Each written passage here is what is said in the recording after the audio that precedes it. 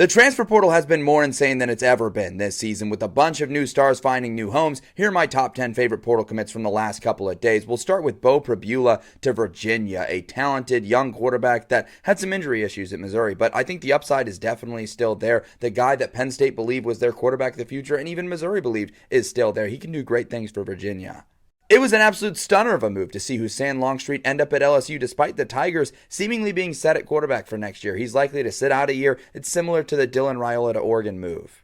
Colorado may have lost some big names in the portal this offseason, but they've also added some studs. DeAndre Moore Jr. from Texas, that's a guy that could be their wide receiver one.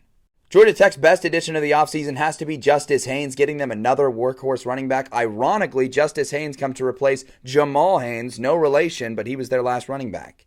Kentucky has done a phenomenal job at reinforcing that offensive line. They added Colton Price from Baylor already, and now Tegra Shabola from Ohio State, both guys with starting experience that will immediately be high impact for Kentucky and help them rebuild that big blue wall. Cade Uluave was the leader of the Cal defense for the last several seasons, and now he makes his way to BYU, where the Cougars look to continue a tradition of phenomenal defensive play.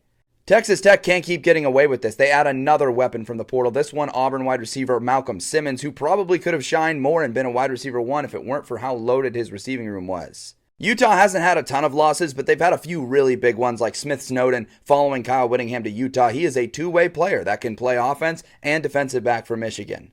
Speaking of two-way players, nobody's been doing it like Koi Parrish. He has been a Swiss Army knife for the Golden Gophers for the last couple of seasons, and the possibilities on both sides of the ball with a team like the Oregon Ducks are pretty much limitless. He's going to be a star next year.